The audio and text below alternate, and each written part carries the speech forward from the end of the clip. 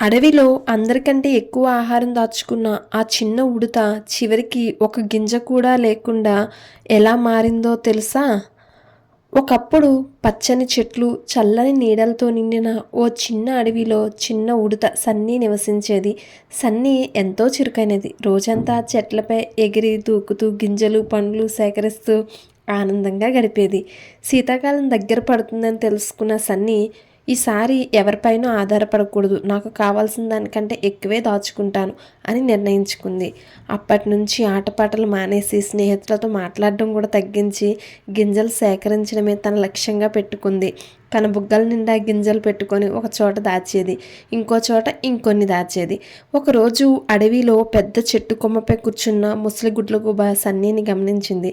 నెమ్మదిగా పలికింది, సన్నీ, నీ శ్రమ చూడటానికి బాగుంది, కానీ అవసరానికి మించి దాచుకోవడం కన్నా ఉన్నదానితో సంతోషంగా ఉండడం, అవసరంలో ఉన్నవారికి పంచడం ఇంకా గొప్పది అని గుడ్లగూబ చెప్పింది.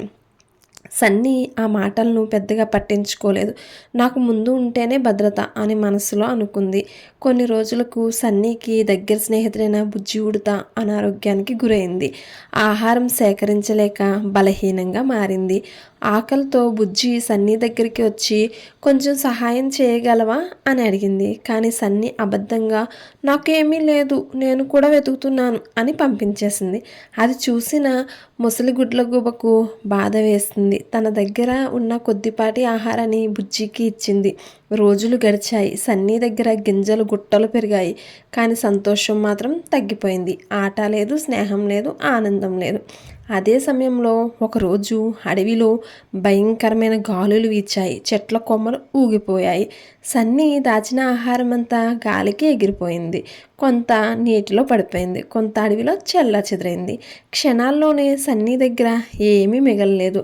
అప్పుడు సన్నీకి తన తప్పు అర్థమైంది. తల వంచుకొని కన్నీళ్లతో బుజ్జి దగ్గరికి వెళ్ళింది. నేను దురాశ పడ్డాను, ఇప్పుడు నా దగ్గర ఏమీ లేదు అని చెప్పింది. బుజ్జి చిరునవ్వుతో, బాధపడకు స్నేహిత, నా దగ్గర కొద్దిగా ఉంది, మనిద్దరం కలిసి పంచుకుందాం అంది.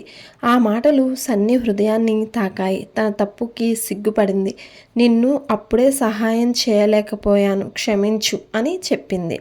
అప్పటి నుంచి ఇద్దరూ కలిసి ఆహారం సేకరించారు. అవసరమైనంత మాత్రమే దాచుకున్నారు. మిగిలిన సమయాన్ని ఆటల్లో, అడవి అందాలను ఆస్వాదించడంలో గడిపారు.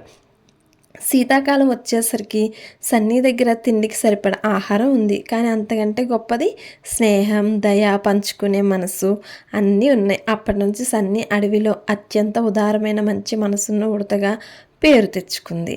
ఈ స్టోరీ బట్టి మనకు అర్థమైందేంటి? దురాశ సంపద కాదు, దయా స్నేహమే నిజమైన సంపద. వీడియో నచ్చినట్లయితే ప్లీజ్ లైక్ అండ్ సబ్స్క్రైబ్.